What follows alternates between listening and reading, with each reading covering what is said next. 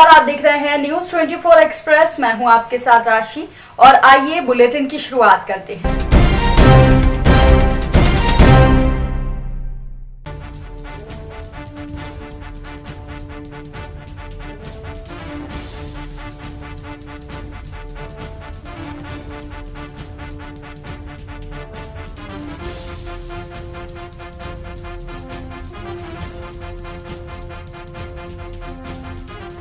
मध्य प्रदेश की अग्रणी company zero plus private limited ने अपनी विचारधारा स्वस्थ नारी सशक्त भारत के अनुरूप अपने बहुप्रतीक्षित उत्पाद संपूर्ण भारत में लॉन्च किए हैं। Company pride wing sanitary pads एवं बेबी सॉफ्ट हैप्पी पैंट्स का सफलतापूर्वक विपणन आरंभ कर चुकी है। कंपनी का उद्देश्य कम मूल्य पर उच्च गुणवत्ता के उत्पाद समस्त भारतीयों को उपलब्ध कराना है। कंपनी के ग्रुप डायरेक्टर राहुल जैन स्वदेशी भारत एवं वोकल फॉर लोकल के अंतर्गत समस्त भारत में कंपनी की उपस्थिति दर्ज कराना चाहते हैं। कंपनी का मुख्य ऑफिस मध्य प्रदेश के इंदौर शहर में स्थित है। जामताड़ा नाला क्षेत्र के सिमस डुबी पंचायत के अंतर्गत बाबूडीही गांव के हरि मंदिर परिसर में गुरुवार से भव्य कलश यात्रा के साथ 7 दिवसीय श्रीमद् भागवत कथा का शुभारंभ किया गया।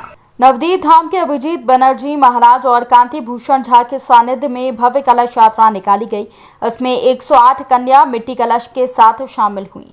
पंडित जी के द्वारा उक्त गांव निकट नुलवीन जलाशय कुंड में वैदिक मंत्रोच्चार के साथ आह्वान और पूजन किया गया। जलाशय का पवित्र जल संग्रह करते हुए कन्या मंडली ने धर्म की जय हो, अधर्म की नाश हो आदि का जयकारे लगाए। इस शोभा यात्रा में पारंपरिक वाद्य यंत्र और मंगल ध्वनि के गूंजते रहने से आसपास का वातावरण भी के अलावा आसपास के लोग भी काफी संख्या में पहुंचे। इस धार्मिक गतिविधि से क्षेत्र में भक्ति रस प्रभावित होने लगी। 7 दिवसीय भागवत कथा का प्रवचन का आयोजन होने से पूरे इलाके में भक्ति का माहौल बना हुआ है। वैसे तो प्रधानमंत्री मोदी की मुहिम लगातार नेता, विधायक और अधिकारी बता रहे हैं, लेकिन झबरेड़ा नगर पंचायत में स्वच्छ भारत अभियान की मुहिम को पलीता लग रहा है।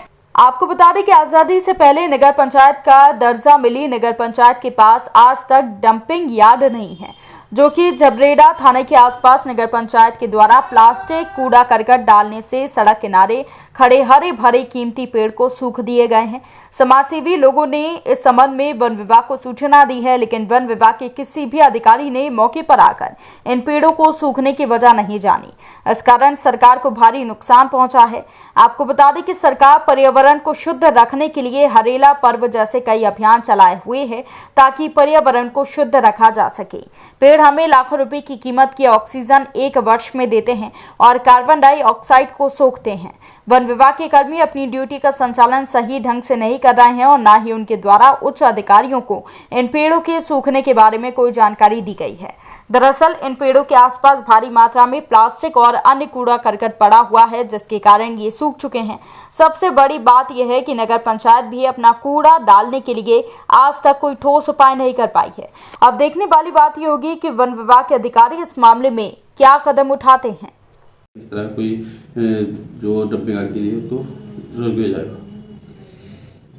देखिए, ये आप सही बता रहे हैं कि जो सड़क किनारे जो पेड़ खड़े हैं झबरेड़ा नगर पंचायत के आसपास, तो वहाँ पर कुछ जगह कूड़ा डाला गया है।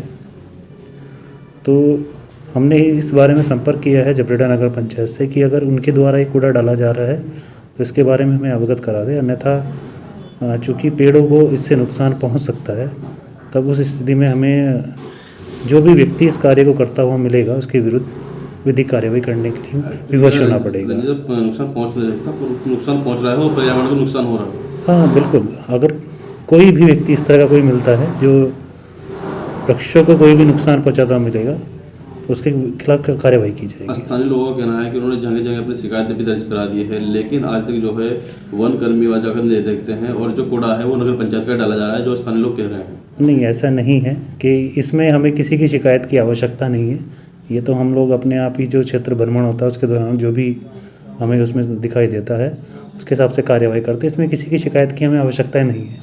ये तो हमारी ड्यूटी है, जिसे हमें परफॉर्म करना होता है। तो कैसी कार्रवाई की जाएगी? उनके विरुद्ध वृक्ष संरक्षण अधिनियम के तहत कार्रवाई भी की जाएगी और भारतीय वन अधिनियम के तहत भी कार्रवाई की जाएगी। तो क्या कहेंगे इस विषय में? इसमें ये थोड़ी सी हमारी जो है नगर पंचायत की भी कमी है और जो है यहाँ पर वन विभाग वालों को भी देखना चाहिए। ये उनके पेड़ों का नुकसान है। ये जो कूड़ा है, पन्नी है, ये अलग तरह का कूड़ा है, वरना कूड़ा तो जो है खाद के लिए बहुत अच्छा होता है, खाद जो होता है इसका, लेकिन ये उस टाइप का कूड़ा नहीं है। ये पन्नी वन्नी का हमारे यहाँ जो है पहले भी जो है पॉलीथीन और पन्नी पे बैन लगाया हुआ है, लेकिन इतनी ज़्यादा पन्नी और ये जो है ये सब कुछ आ रही है। अधिकारी लोग जो है इसे सीरियसली नहीं ले रहे हैं और इससे पर्यावरण को बहुत ज़्यादा नुकसान है।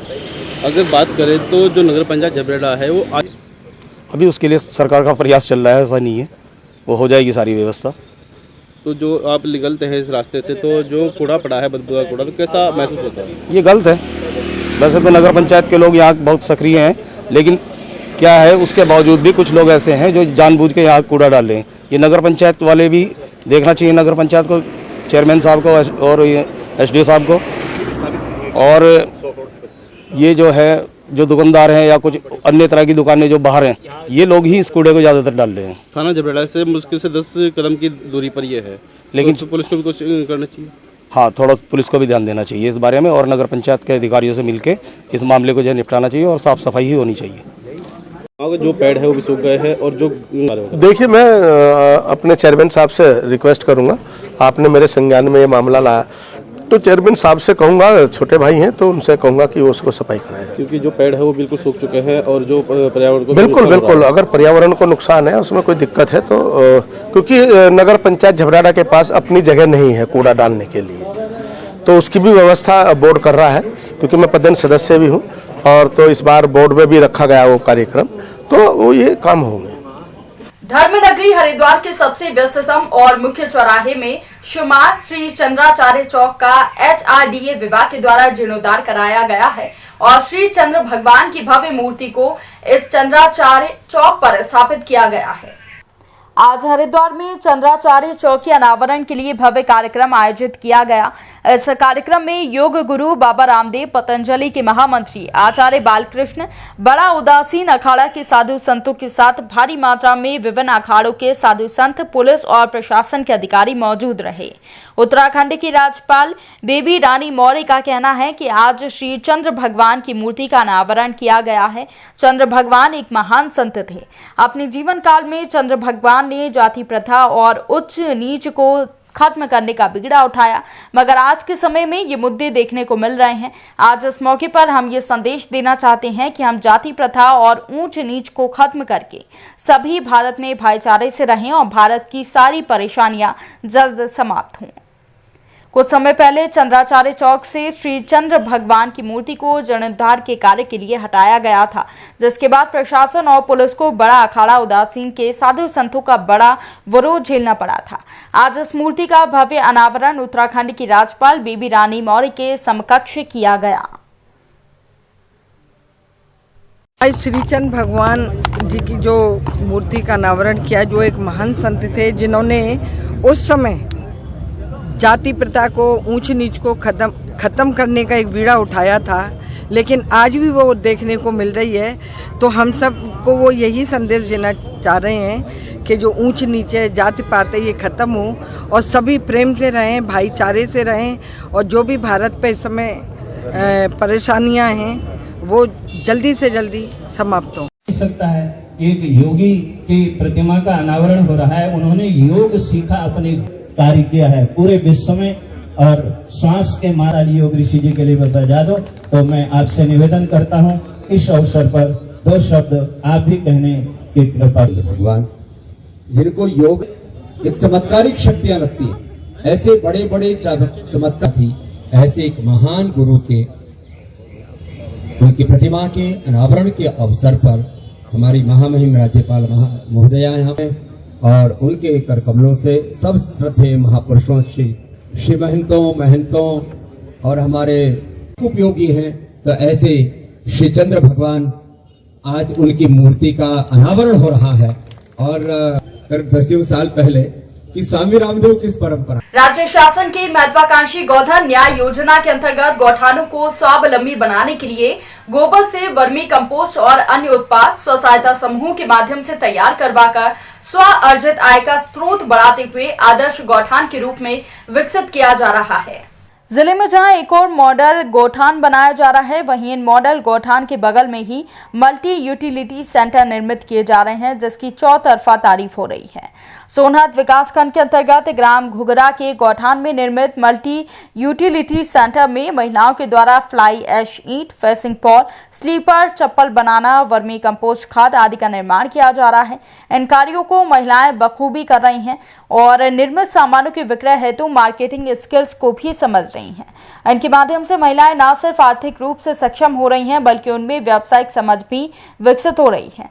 इस प्रकार कोरिया जिले के गौठान महिलाओं के लिए आजीविका के साधन बन चुके हैं। जिले में अभी 2 स्थानों पर ऐसे मल्टी यूटिलिटी सेंटर बनाए गए हैं, जिनमें घुघरा और पुसला के गौठान के बगल में मल्टी यूटिलिटी सेंटर बने हैं।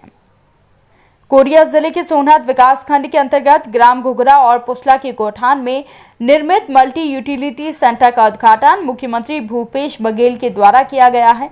इस दौरान मुख्यमंत्री ने कोरिया जिले के मल्टी यूटिलिटी सेंटर की तारीफ की थी, वहीं अन्य जिलों में भी इसी तरह की पहल को प्रोत्साहित करने की बात कही थी।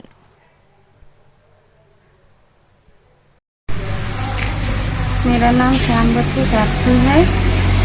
मैं बिहान उगना में जुड़ी हूँ। मेरा समूह का नाम है पूजा महिला स्वयं सहायता, उसकी मैं सचिव हूँ। ग्राम घुघरा, पोस्ट कटघोरी, विकासखंड सोनहत, जिला कोरिया, छत्तीसगढ़। मैं स्लीपर की काम करती हूँ। हम लोग 25,000 की बना चुके हैं और इस काम से हम लोग बहुत खुश हैं और भी दीदी लोग मेरे साथ जुड़े हैं। किस प्रकार का रोजगार मिला है आप लोग को? बड़े है और हमारे गांव का नाम है ग्राम घुघरा, पोस्ट कटघोरी, ब्लॉक सोनहत, जिला कोरिया, छत्तीसगढ़। और हम फ्लाई एक से ईंट बनाते हैं और दिन भर में हम 4,000 ईंट बना लेते हैं। क्या क्या मटेरियल मिलाते हैं उसमें? उसमें फ्लाई एक्स और 2 तगाड़ी सीमेंट मिलाते हैं और क्या बोलते हैं कि बजरी और पानी। किस दर पर बेचते हैं? 300 रुपए एक ईंट का। कितनी महिलाएं मिलकर बनाते हैं आप लोग? हम लोग 7 में। ब्लॉक सोनहत में मल्टी यूटिलिटी सेंटर चालू है, जिसमें एक तो महिला समूह द्वारा ईंट का निर्माण किया जा रहा है, जिसका काफी डिमांड है और मतलब ऐसा है कि और दूसरे बाजार में बिक नहीं पाते। इसमें बहुत ज्यादा हमारा पहले से डिमांड पड़ा हुआ है। दूसरा, वहां पर महिला समूह द्वारा चप्पल का निर्माण किया जा रहा है। ग्रामीण महिलाएं चप्पल बनाती हैं और उसको विभिन्न हाट बाजारों में बेच करके काफी उनको इनकम हो रहा है। इसके अतिरिक्त घुघरा में वर्मी कंपोस्ट अलग तैयार हो रहा है, साथ ही वहां पर नेपियर ग्रास भी काफी उत्पादन हो रहा है। वहां से घुघरा से कई जिलों को, हम दूसरे जिलों को भी नेपियर स्लिप्स विक्रय किए हैं। राजस्व मंत्री हरीश चौधरी को जयपुर में उदयपुर जिले की ग्राम पंचायत हिंता के सरपंच माधवलाल आहिर ने हिंता ग्राम पंचायत को भिंडर तहसील में शामिल करने की मांग करते हुए ज्ञापन सौंपा। ज्ञापन में हिंता के सरपंच माधवलाल अहीर ने बताया कि हिंता ग्राम पंचायत नवगठित कानूर तहसील में शामिल है। हिंता से कानूर 25 किलोमीटर दूर है। भिंडर तहसील हिंता से मात्र 3 किलोमीटर दूर है। हिंता के ग्रामीणों को भिंडर तहसील मुख्यालय के सामने होकर कानूर तहसील जाना पड़ता है, जिससे ग्रामीणों का समय के साथ धन भी बर्बाद होता है।